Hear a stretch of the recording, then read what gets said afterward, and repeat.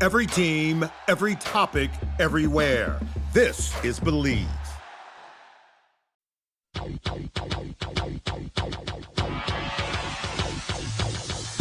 Welcome to the Odds Breakers, number one place for shared, sharp betting information.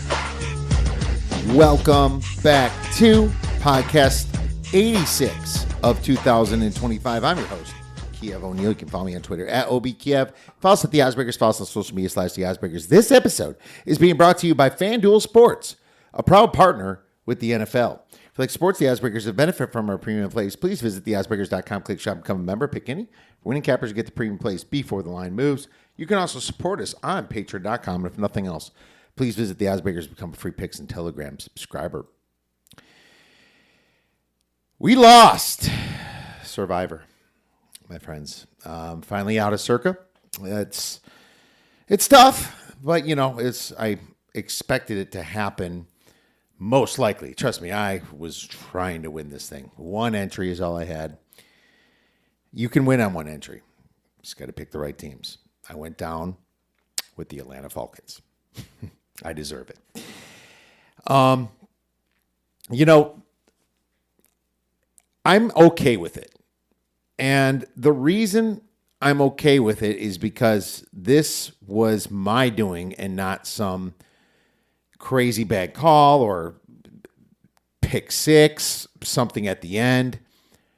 I feel bad for the way the people that were on the Bengals lost. That was, I think, a little bit worse. This was clean, Band-Aid, ripped off, nothing slow about it.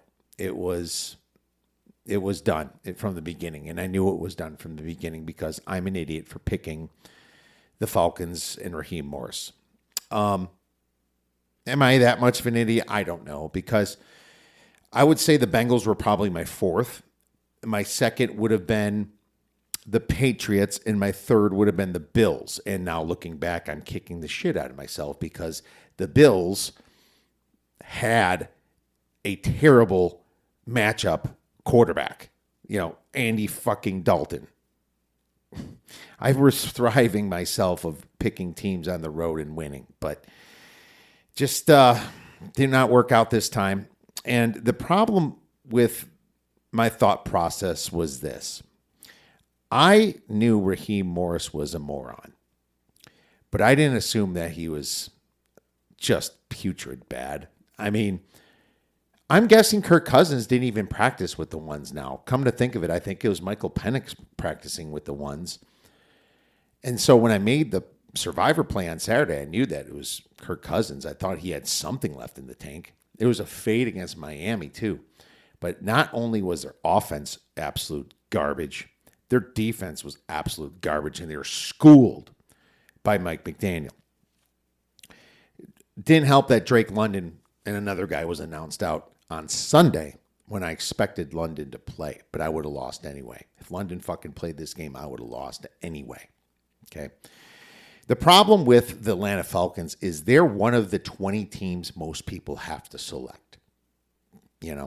I mean, people were betting them 2 weeks ago before the Niners game to win the NFC Championship.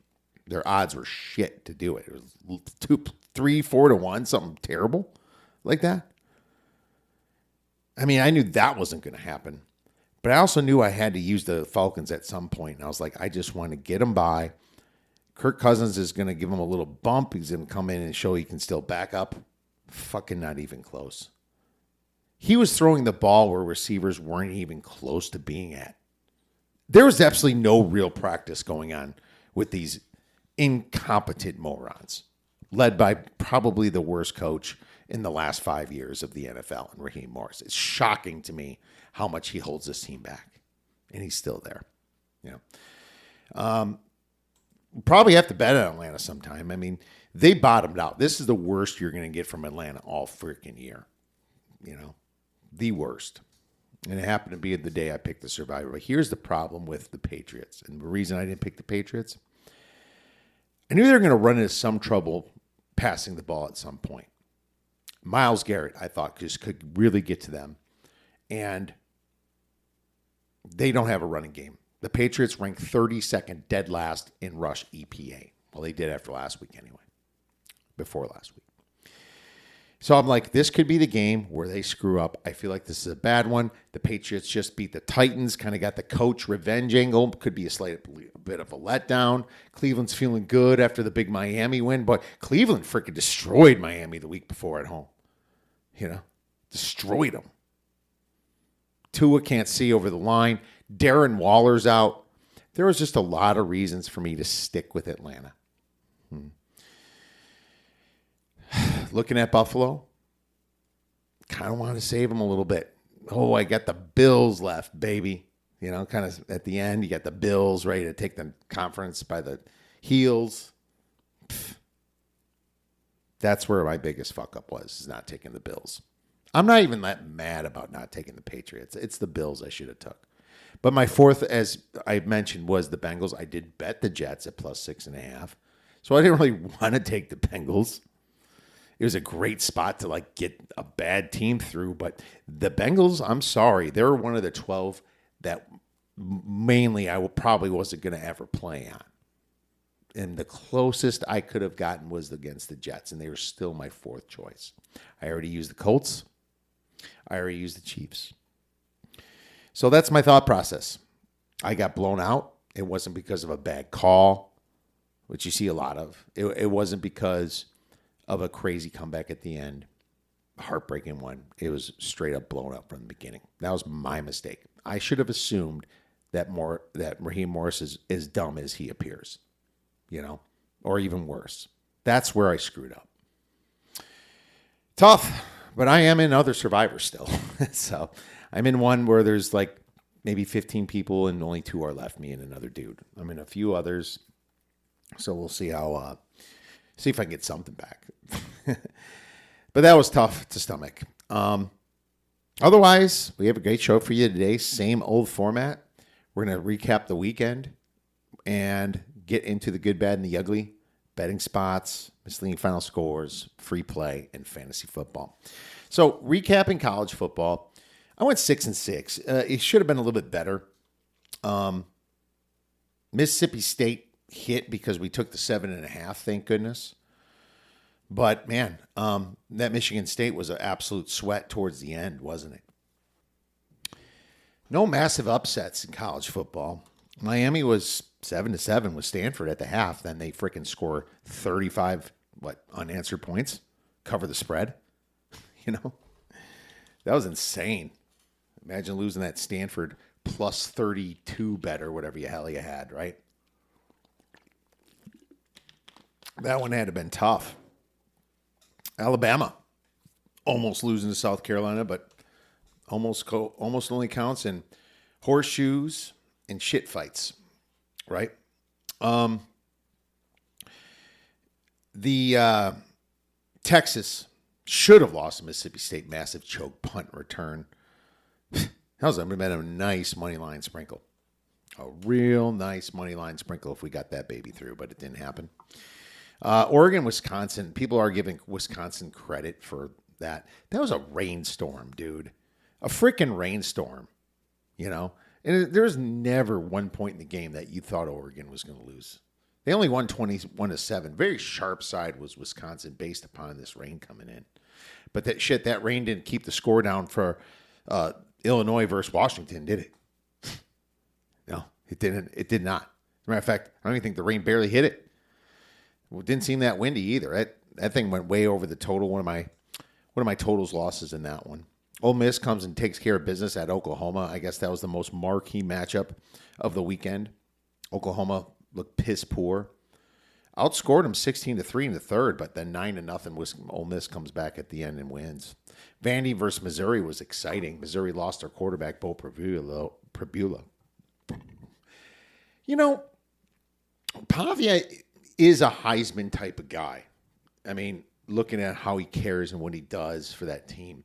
He just doesn't have the numbers, but should you just have pure numbers for Heisman? I don't know. I like him for Heisman, even though I didn't bet him. Of course, I also like Indiana. Mendoza does have the numbers. Tennessee late 8.5. That was an easy win at Kentucky. And Kentucky kept getting it close to 7, and Tennessee pulls away. It was kind of one of those back and forths a little bit, but I always felt pretty good about that one. I wish I used that one in the contest. I went 5-1-1 in the Westgate contest. Baylor Cincy, that wasn't even a game. Lost a bet on Baylor. Hit my Houston +7 and the money line. That was nice. ASU lost Leavitt for a while. He came back in, but he's injured. Who knows what this coach is going to do with him on another away game this week, So that's another thing with Dillingham. And then the Michigan State game has all kinds of stories, all kinds of pissed off people as well. NFL, big upsets, like I said. The Cincinnati upset, losing to the Jets. Jets finally win. There's no more teams that haven't won a game. And obviously the Atlanta Falcons finally scored 7 at the very end of the game. It's like, it's just ridiculous. What was the total of that game? That went to 44 because of that shit. So any underbettors got screwed because of their awfulness as well. Was Falcons now 3-4. Boring game. Eagles destroyed the Giants. Poor Scadaboo. Patriots versus Browns.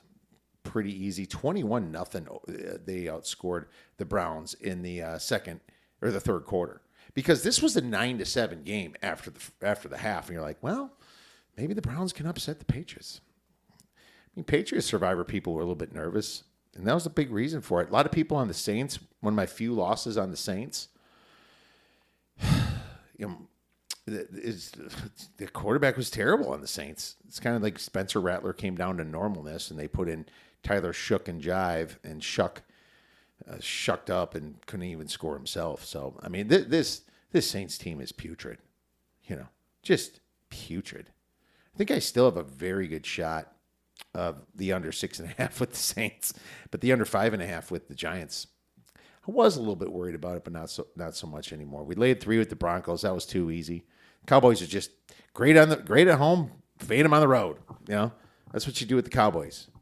Take them at home, fade them on the road. I know they didn't cover against the Giants at home way back in week 2, but that's also another reason that I'm okay with going out of this Survivors, because I should have lost with the Cowboys, and Russell Wilson just, instead of a tie, just throws it to Dallas, just chucks it up in the air. Dallas scores a field goal. A 60-some yard freaking field goal as it is. Colts are awesome. One of the best 3 teams in the NFL right now, minus injuries.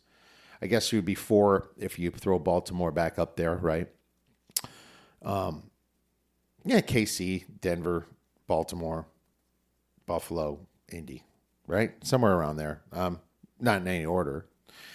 And then the Packers kind of creeping in the 6th position. Lot had happened that game. And that's why we're going to get into the good, the bad, and the ugly of the weekend. And starting with the good, Indiana. Just keeps cruising. Blowing the shit out of everybody. Imagine thinking like 3 years ago, you could be like, I can pick LSU's program or Indiana's program. That is not a decision. Yeah, we're going to take LSU.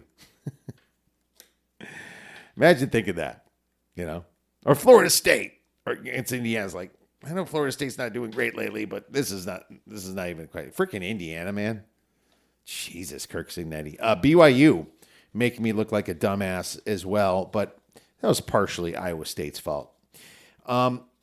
Miami front door cover. I guess that's good for Miami bettors, but they're in a spot that you expected them to smoke Stanford. Michigan State's backdoor cover. That was good because of all the shenanigans that happened in that awfully officiated game. Texas A&M. Man, they're not my number 3 team, but they're damn close. If you look at my numbers, I have them pretty high.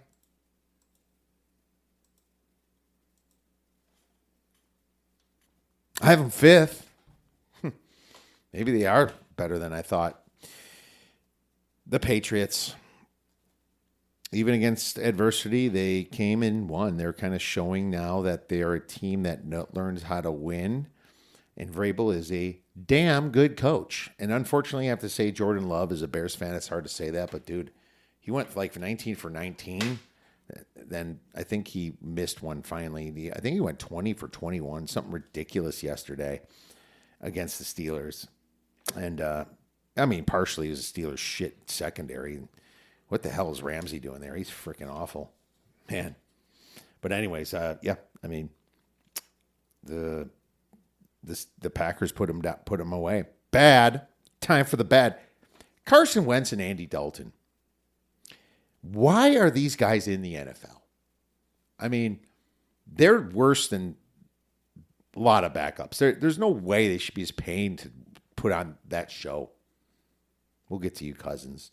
South Florida losing to Memphis. Oh, South Florida. You had it. You were going to make the playoffs. Now we don't know who's going to make it out of the group of five. South Carolina's choke. Super choke.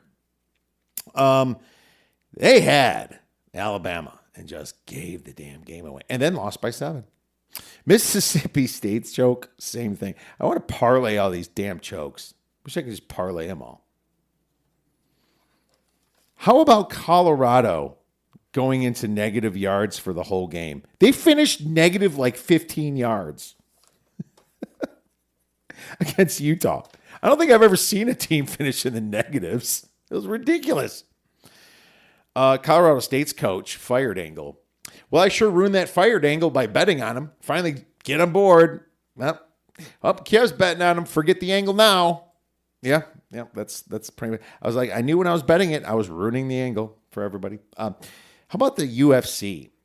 The judging on the Jose Delgado fight. I don't know if you're a UFC fan, but that was some of the worst shit I've ever seen. It was just preposterous that what's his face won. Refs missing the Packers offsides, and then the Packers get the ball, and there's a massive Tucker. Is his name Tucker?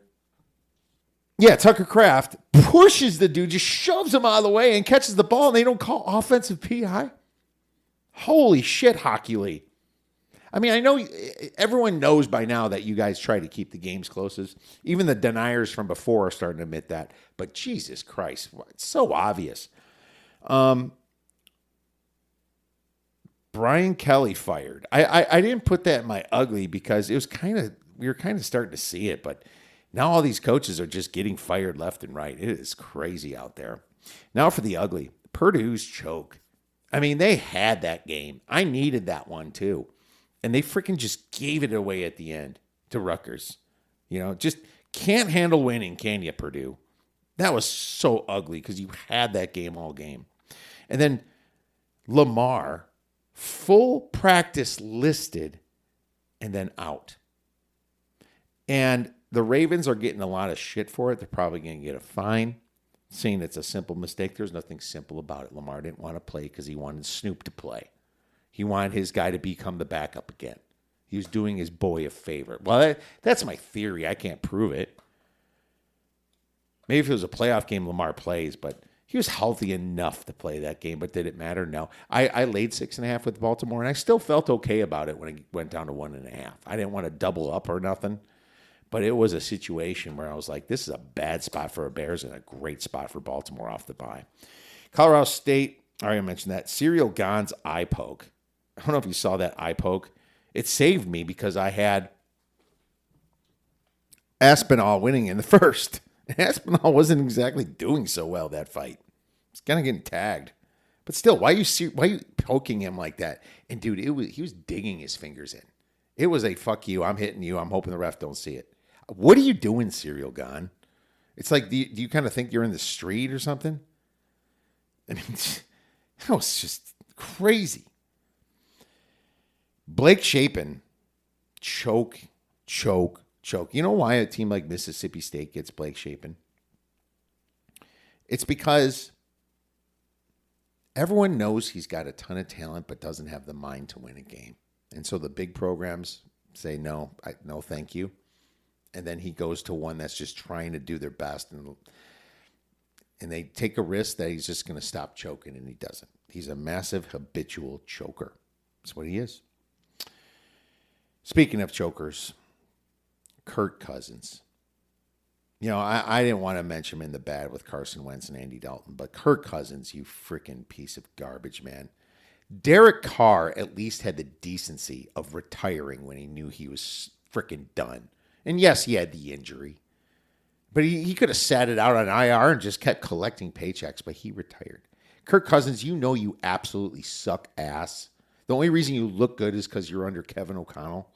And you just are stealing money at this point from the idiot Falcons. But man, what's the rule? You can't let a sucker keep his money? Maybe you're playing that because the Atlanta Falcons and Raheem Morris, they're a bunch of freaking suckers. No, I'm not bitter.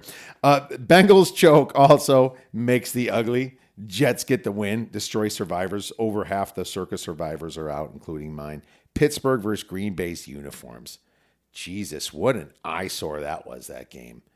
Did not need any of that. Gross. Cam Scattaboo.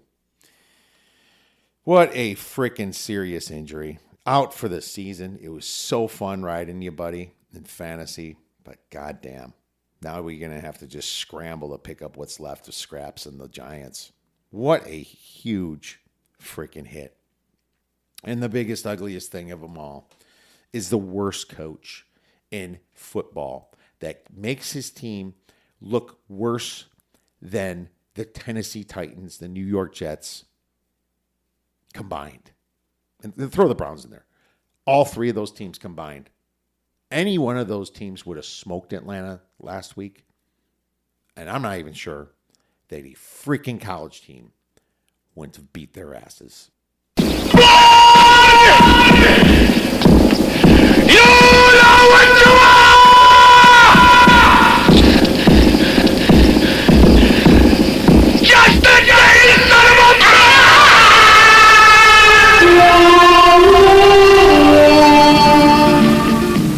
All right, now it's time for the college football Week 9 misleading final scores. FIU yards. We're mainly in garbage time, so I'm not going to say that one. Louisiana Tech outgained Western Kentucky 449-340, yet lost in overtime 28-27. Equal turnovers at 1, but boneheaded clock management and 9 penalties stunted the Bulldogs. Bowling Green outgained Kent State 379-294, yet lost 24-21. Equal turnovers at 0, but bad red zone and no quarterback got the Falcons. North Carolina outgained Virginia 353-358 at lost 17-16 in overtime. A 3-1 turnover ratio did in Chapel Bill. Buffalo outgained Akron 357-325 yet lost 24-16. A disgusting 5-3 turnover ratio stabbed the Bulls. Washington State only outgained Toledo 321-299 yet won 28-7. Toledo won the turnover battle 2-3. But was bad on fourth down, going 1-4. 1 for 4. Iowa State outgained BYU 495-410, yet lost 41-27. A freaking Rocco-backed 4-0 turnover ratio clone the clones. Pick sixes, just pathetic. Iowa State after a bye. Matt Campbell is not a good coach. Missouri outgained Vandy 376-265, yet lost 17-10. Equal turnovers at 1, but just bad red zone efficiency got the Tigers. And a quarterback injury. Louisiana outgained Troy 371-345, yet lost 35-23. A 3-1 turnover ratio did them in. And Arizona State outgained Houston 426-384, yet lost 24-16. A 1-0 turnover ratio, terrible red zone. Quarterback injury got the Sun Devils. Now it's time for college football Week 10 betting spots, letdown spots. Memphis at Rice after beating USF is one, and Ole Miss hosting South Carolina after they beat Oklahoma might be one as well. Not too many. Get up spots. Penn State better fight against Ohio State to get back in any discussion. Maryland can make some noise if they play hard against Indiana, but I'm probably not touching it. Oklahoma needs to dust off at Tennessee. NC State could do things if they upset Georgia Tech, and Florida State. Man, are they going to show some life as a more than a touchdown favorite against Wake Forest? I don't know. They better show some life. Look ahead spots. Indiana could look past Maryland to Penn State. So that's possible, even though Penn State sucks. And Navy could look past North Texas to Notre Dame. There's really nobody on short rest. Everybody has a situation for that. Long rest, FIU with an extra day at Missouri State. Virginia Tech with an extra day hosting Georgia Tech. Cal with an extra day hosting Virginia. Arizona off the bye at Colorado. East Carolina off the bye at Temple. Liberty off the bye hosting Delaware. Maryland off the bye hosting Indiana. Notre Dame off the bye at Boston College. UTEP off the bye at Kennesaw State on Tuesday. UAB off the bye at UConn. UCF off the bye at Baylor is one. UNLV off the bye hosting New Mexico is there. And USC off the bye at Nebraska is there for sure. NFL, Week 8, misleading final scores. There's only 2 of them because Mageddon happened. The Bears outgained the Ravens 372-355, yet lost 30-16, a 1-0 turnover ratio. 11 penalties, poor quarterback play in the red zone hurt the Bears, and the Saints outgained the Falcons 275-212. I mean, Falcons on break. Outgained the Bucks 275-212. Yet lost 23-3, a 3-1 turnover ratio, terrible red zone, and quarterback play scathed the Aints. All right. NFL betting spots. Letdown spots. The Dolphins could be soft hosting the Ravens after blowing away the Falcons. You might want to get up for the Ravens, but I don't know. It's just such a big win for them. The Texans could soften up hosting the Broncos after the 49ers win. The Packers could take it easier after beating Aaron Rodgers in Pittsburgh, so maybe the Packers' mindset's not there. How about get-up spots? The Ravens will continue to wake in Miami with Lamar now. The Bills will want to crush the Chiefs, and the Cardinals will want to put it all out there at the Cowboys. Look-ahead spots. The Packers could look past the Panthers to the Eagles. That's very possible. Short week. The Commanders after Monday night hosting the Seahawks, and the Chiefs after Monday night at the Bills. Long weeks. The Chargers after Thursday night at the Titans. The Vikings after Thursday night at the Lions. The Cardinals after the bye at the Cowboys, the Lions after the bye at the Vikings, the Rams after the bye hosting the Saints, and the Seahawks after the bye at the Commies. Now it's time for a college football free play. Whew. Should we do an early one? Let's do an early one. Let's go with Kennesaw State minus 9.5. There's probably more 10s out there. I'm going to count 10. We're going to count 10. Kennesaw State minus 10.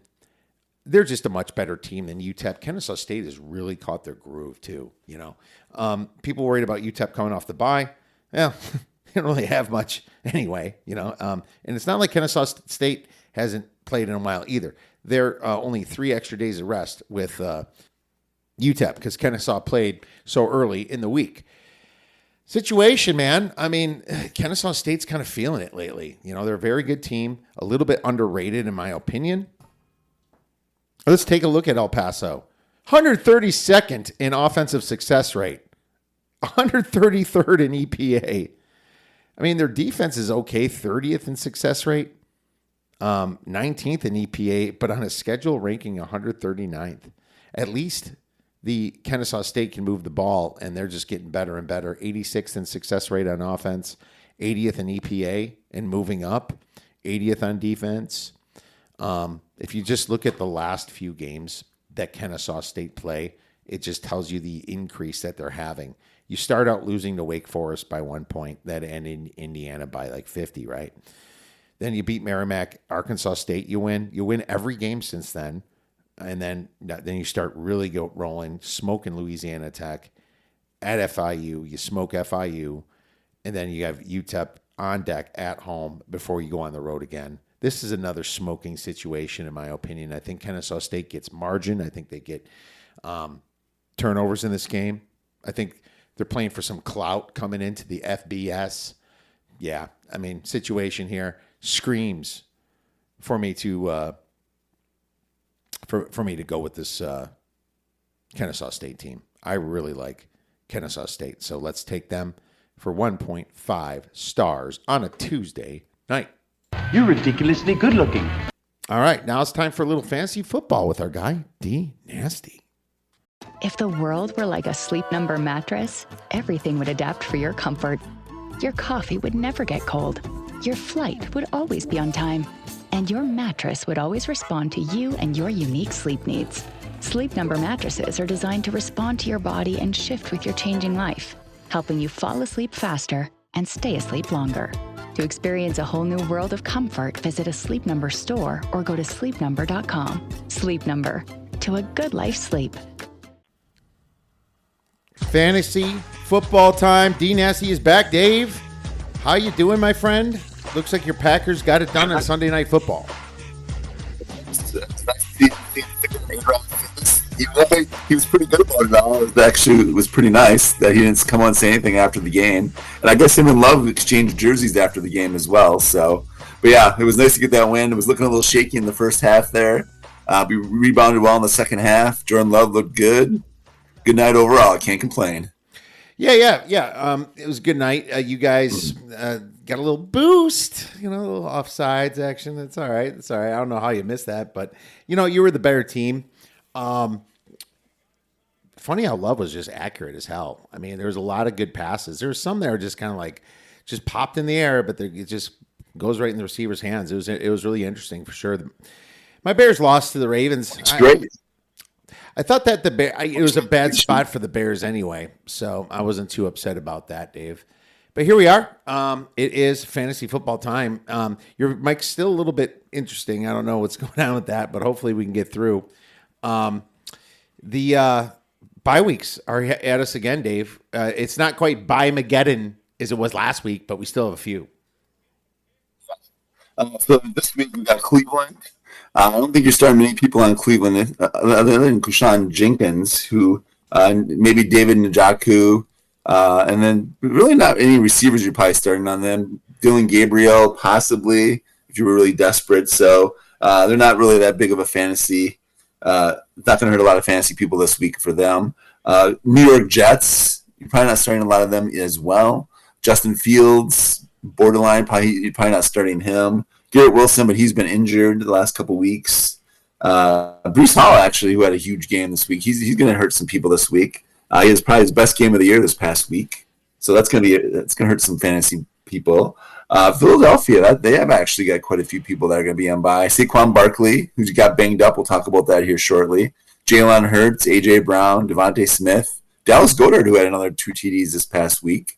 A lot of fantasy people, some prime fantasy people on the Philadelphia Eagles. And then Tampa Bay, actually, who's got a lot of injuries at wide receiver. They're hurting right now, but they keep winning, though. Baker Mayfield's going to be the big one there. Cade Otton, who's actually come on the last couple weeks. He's going to be one that you're going to want to get on your bench. And then Rashad White, possibly, if you're starting him the last couple weeks with the Irving injury. But hopefully Irving gets healthy after this bye and comes back. I got him in quite a few leagues, so it'd be nice to see him make a comeback after the bye. Oh, without a doubt. Yeah, Saquon got banged up, and we'll get into injuries like you mentioned. Here, hurt his groin, but he said he's used to it day to day. I'm going to call him, but it doesn't mean he's not going to miss when the bye is over. So I'd still pick up, especially if you own him, pick up a guy behind him. And we'll tell you who that is in a few. Spencer Rattler was benched. Probably lost his starting job to Tyler Shook and Jive. I don't think any of those quarterbacks are any good over there, my friend. Yeah. Braxton Berrios went out with a chest injury. We'll see what happened with him. And then obviously the worst of them all, Cam Skattebo broke his ankle. I saw it. It was gruesome. He's out for the season. It was. I guess Big Dom from the Eagles brought him some pizza and some breadsticks to the hospital. That's pretty cool of him. I really like that. That's really cool. I thought it was cool, too, that Jackson Dart went to the hospital and cut the presser short and actually went there, and it was, there when he woke up. So I'm like, that's actually pretty cool, man, that he's his bro and, showed up at the hospital and, said, screw the press conference and he's going to pay any fines or whatever. And then, he's like, I'm going to bounce. I got to be there for my bro. So that was pretty cool, too, actually. Yeah, that was super cool, man. I think Skattebo's a highly loved guy, and he played half the season and did a kick-ass job. And unfortunately, not only do I go through by Mageddon, well, you beat me in my league. I also lost Skattebo, man, which was really painful. It was tough, and we'll get into who to replace and everything. But real sad for that one because I love Skattebo, you know that, and he was definitely the best running back in this draft class. I was becoming a huge fan too, man. I really liked him with all the games and all the stuff he was doing this year. So it's definitely a big loss for the NFL and for the Giants. The Giants just can't catch a break, man. Darden and him were looking so good, and then he gets injured. Malik Neighbors too. Malik Neighbors and him. It's just like this team could be way better now. It's just so rough with these injuries. Giants are cursed, man. Yeah. Giants are cursed. They are. What am I missing here? I didn't see a lot of injuries this week, which is a good Sean Jenkins with the shoulder injury. There wasn't a lot of major ones. The Scatterboo, yeah, definitely. Anthony Richardson, he went under surgery to repair his orbital socket that he injured while warming up for a game. No one started him anyways, but I just thought no one started him. I saw that.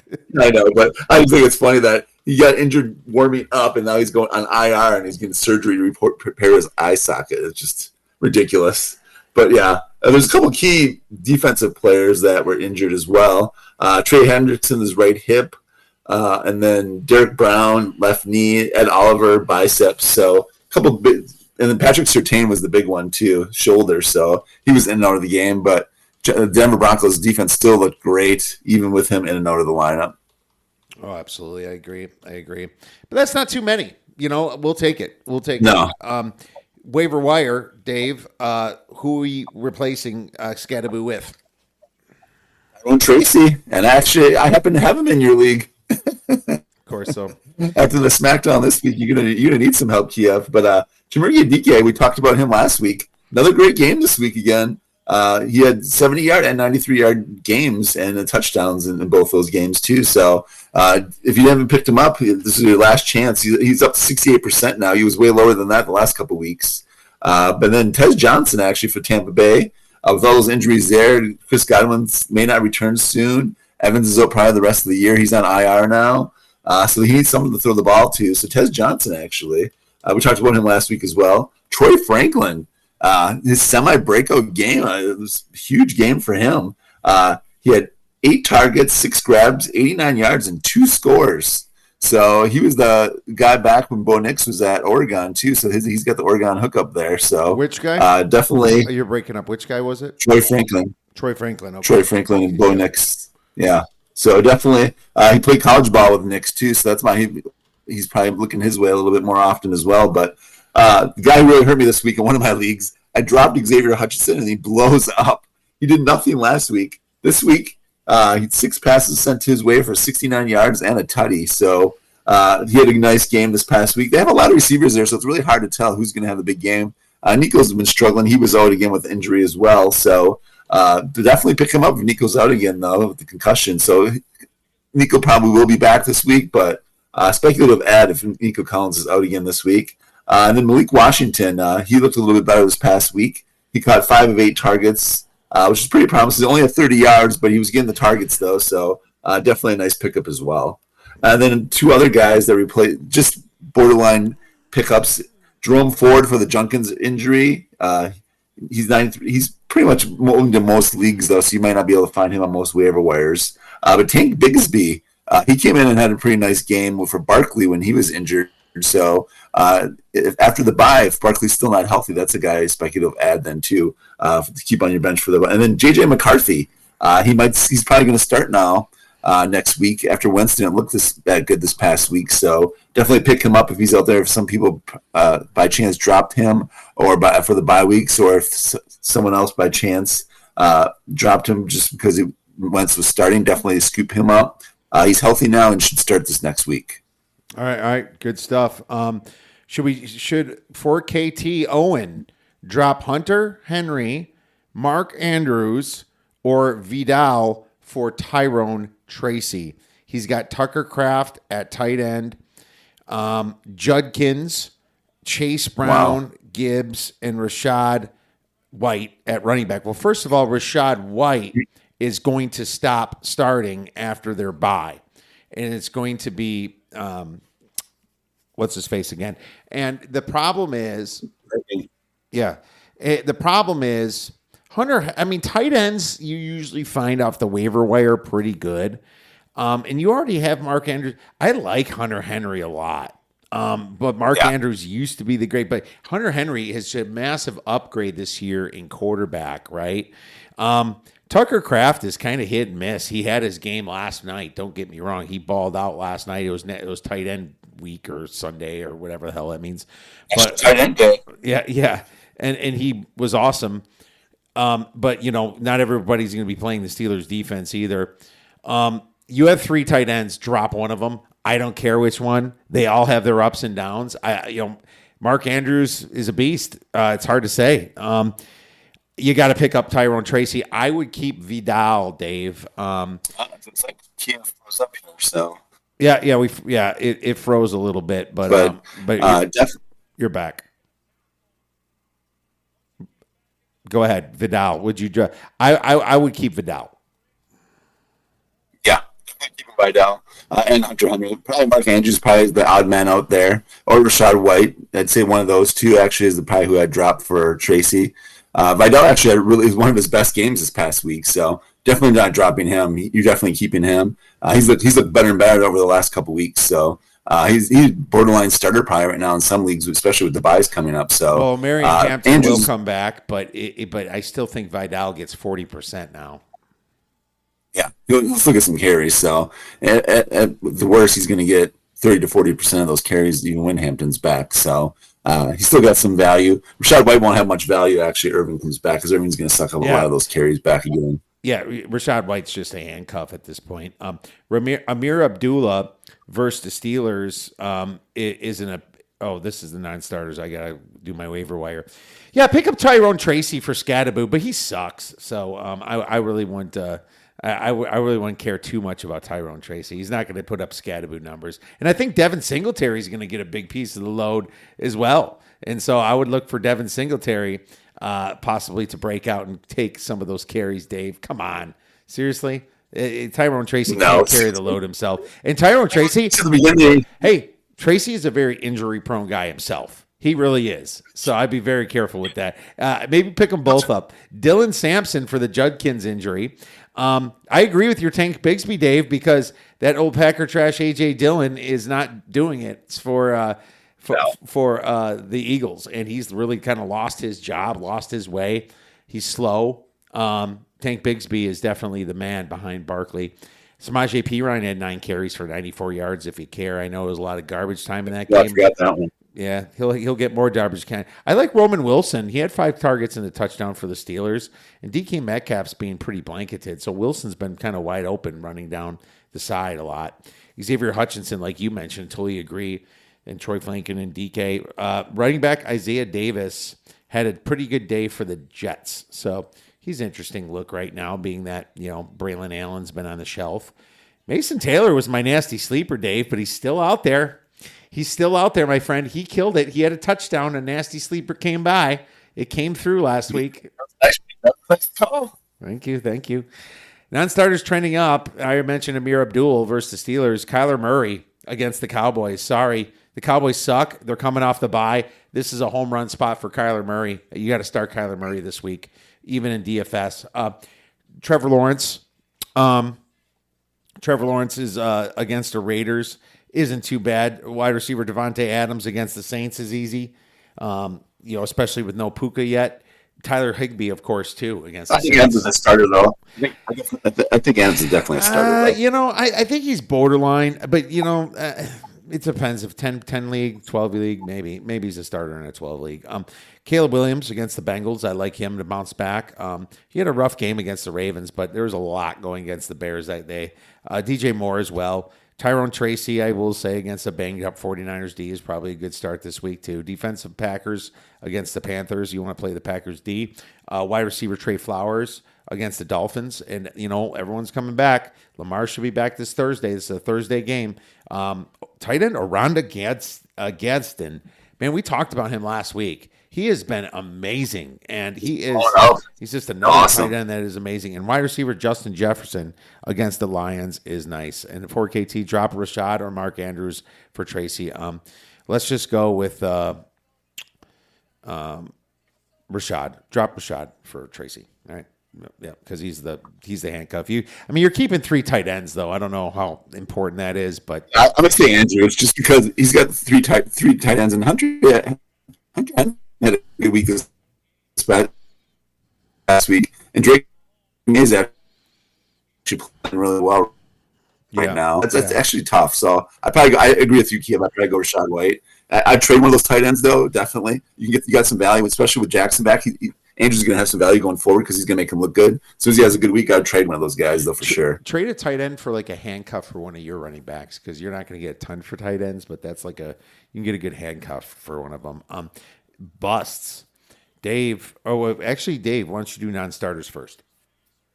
Yeah, I like whoever's starting for Baltimore this week against Miami. I think Lamar is definitely back this week. So Safe Flowers' stock definitely goes up. Mark Andrews' stock goes up. All those guys' stock goes up this week against poor Miami D. I do like Caleb Williams. My guy too could have a good week against that poor Cincinnati D. Like you saw, like what the Jets did to him, like that was ridiculous. Like the Cincinnati Bengals, them and the Jets probably two of the worst defenses I think in the league. So I think my guy gets some garbage time points and he can get some carries as well. So maybe. I like that matchup. I like you said, I like the Green Bay D. People forgot about Christian Watson. He had a really good game this past week. I was talking about him the last couple of weeks. So if he's still up there, you got to definitely grab him. But I think he has a good game again this week. Love was looking his way quite a bit, and he looked pretty good. He showed flashes of what he used to have. He's still pretty quick, so he's still got that burst. So he's got that back. I was kind of surprised after the ACL injury. So definitely like him. I like Vidal this week. I think you're starting him for sure against the poor Titans defense. I like that matchup for them. Mac Jones, if he's starting this week, I like him against the Giants. Giants have been playing better on D, but they're still suspects. So definitely like Mac Jones this week. I like Trevor Lawrence against the poor Vegas D. Their defense is not good as well. Yeah. And I like Travis Etienne. I think he could have a good week this week. Travis Hunter's been coming on too. I like him. A lot of people probably aren't starting him, but he's kind of taken over that like number 2 role there, and even number 1, borderline number 1. So he could be a nice play this week against that poor Raiders D as well. The Rams are definitely starting Adams. I think he's definitely a starter, so we're definitely starting him. The Giants too. I like Tracy. I don't think Singletary gets that many carries at the beginning of the year when Tracy was starting. Singletary still didn't get that many carries, so I don't think he gets that many carries. I like Tracy this week as well. Well, that's because Scatterboo was there. Come on. No, before even Scatterboo was even started, Tracy started the weird Euros. They're warming Scatterboo into the role. They're warming him into the role, Dave. All right, we'll agree to disagree. We'll see. But yeah, Arizona definitely starting anyone on Arizona against Dallas's crappy defense. They've looked better the last couple of weeks, but yeah, I still haven't figured that out there. Eberflus is not the answer there either. Definitely Murray's back. You're starting him and Marvin Harrison Jr. for sure. And then Bam Knight, that's the guy we didn't talk about in our waiver wire pickups. Bam Knight took over the Michael Carter role, and he's actually starting now. So I'm going to say Bam Knight as well. Bam Knight could have a huge day against that poor Dallas run D. So Bam Knight actually looks pretty good too. I thought Carter was going to be the starter, but then it kind of shocked me. Bam took over that backfield for sure. Well, there you go. Bam Knight. Go to bust, Dave. Who's going to crush our fantasy hopes this week? I don't like J.J. McCarthy against Detroit, even though Detroit's not an upper echelon defense. I don't like McCarthy. Coming back off injury, his first game back, I think he could struggle against that Lions D. Somehow the Lions did stop Tampa that week. I was kind of scratching my head how the hell that happened, but they did stop Tampa. I know, but I don't like McCarthy. I think he could kind of fall on his face this week against Detroit. Detroit could struggle a little bit against Minnesota's D too, but Minnesota, I think Detroit's too good of an offense though, so probably not going to go there. I don't like Carolina against the Green Bay D this week. Dalton looked pretty horrible this past week. Oh. Bryce Young is definitely not going to ever lose his job there to Dalton. Well, here's the problem. Here's the problem with that. Bryce Young lost 3 linemen last game, and it was Dalton playing. I didn't know that, but they lost a guard, and it's just that's tough. Bryce Young is going to be running for his life for the rest of the season. Yeah, well, Bryce Young will be back for a couple more weeks anyway, so Dalton's going to struggle for sure. And then the running backs could struggle too just because they're going to be stacking the line. But yeah, losing any lineman is definitely how you win the games in the trenches, so that definitely hurts Carolina just because of that as well. Didn't know that. And then I don't like Pittsburgh. I don't like them against Indy. Indy's D is underrated. I don't like Rodgers this week against the Indy D. I think they could struggle against the Indy D and Warren too, possibly. So I don't like that matchup. Don't like Saints against the Rams. Rams D is underrated too as well. Their defense is getting better and better, so I don't like that matchup.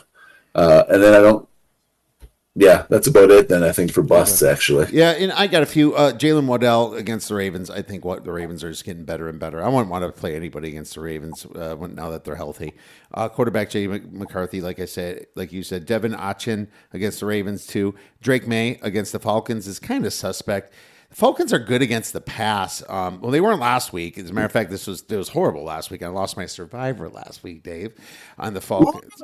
Oh no! Yeah, I thought Kirk Cousins was going to be like, all right, one game, go in, you play the shitty Miami Dolphins. Dude was even throwing where the receivers were. I don't even think Raheem Morris had him starting. All right, I bitched about this enough, man, but I'm telling you, I don't even think that he was playing with the ones this week. That's how fucked up this Atlanta team is. It is so weird. They beat the Bills, they lose to the Niners. You're like, all right, they're going to come back at home, and they just lay an egg against the Dolphins. They would have lost to the Titans this week. It was unreal. Yeah, so inconsistent. I definitely agree. Yeah, Atlanta, you can't figure them out. There's a couple teams like that this year too. Like they're just so hit or miss. You don't know. From week to week, they could be a totally different team. You know. Yeah, I'm in a few other survivors, but not the Big Daddy. Lost the Big Daddy for 18. That sucks, man. Yeah. Well, you know what? I'm happy I made it to week 9. Nico Collins against the Broncos is dangerous if he comes back. Chris Olave against the Saints, I put in as a bust. I'm done with not against the Saints, for the Saints, but he's playing the Rams, I think. That's bad. And Joe Flacco against the Bears, I don't like that either. Flacco has this one game and then just shit goes haywire. And I just feel like the Bears are going to pick him off a few times this week. Rico Dowdle against the Packers is bad. I don't like that. Anybody really on Carolina, let's say, including Bryce Young. Bo Nix against the Texans. I'm not playing Bo Nix against the Texans. That's not a good matchup either. The Texans have a fierce defense, and they can make you work. And the total on that game is 30. This is looking good, man. Like I don't know. That's borderline though. Yeah, I'd agree with you on that, but I still like Denver though. Denver's been looking good. They have. But this total's 39 for a reason, and I just think that this is that one stinker that they're going to have. I think, I don't have a ton of busts. Those are the ones I came up with, but it's nasty sleeper time. Let's see if we can find another one that's going to hit. You want to go? I'll let you go first. I'm going with Alec Pierce against the Steelers. I like it. Yeah, Alec Pierce is nasty sleeper. Nobody talks about him.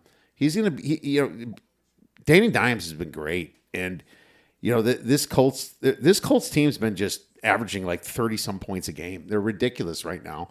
They're unstoppable. Jonathan Taylor's unstoppable. It just makes the pass more open, and Alec Pierce is just going to find himself just streaming down the sideline and just catching a couple touchdowns against a really bad Steelers. And Steelers just lost a defensive lineman, and they lost a secondary again this week. They're just in shambles, and anybody against the Steelers going forward is who you want to play. Yeah. My nasty sleeper is actually going to be Travis Hunter. He's a hyped up rookie at the beginning of the year. He's been coming on the last couple of weeks, playing the Vegas Raiders, who are not good. So I'm going with Travis Hunter as my nasty sleeper this week. I like him. I think he could have a big game this week. Yeah, absolutely. I agree. And I'm going to start him this week too in your Yahoo. See, I did well in our other 2 leagues. I did win those, so I was happy about that. Making a comeback in your Yahoo and towards the top right now in our dynasty. So I'm pretty happy about my results there. Anything else, Dave? We miss? No, Scalaboo. One last shout out for him, man. That's all I got to say, man. But yeah, rest in peace. Until next year's draft, my friend. Until next year's draft. If you have any questions for us, please feel free to tweet us at The Oddsbreakers. Email us at info@theoddsbreakers.com. Have a great rest of your week. We have our Halloween show on Wednesday. We're going to combine NFL and we're going to combine college football and do college basketball at the end of the week. Go get some wins.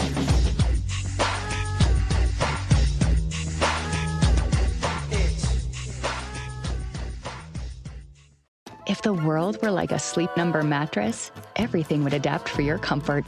Your coffee would never get cold. Your flight would always be on time. And your mattress would always respond to you and your unique sleep needs. Sleep Number mattresses are designed to respond to your body and shift with your changing life, helping you fall asleep faster and stay asleep longer. To experience a whole new world of comfort, visit a Sleep Number store or go to sleepnumber.com. Sleep Number. To a good life sleep. If you like the show, please take a moment to rate, review, and subscribe. It really does help the show to grow. Thank you for listening.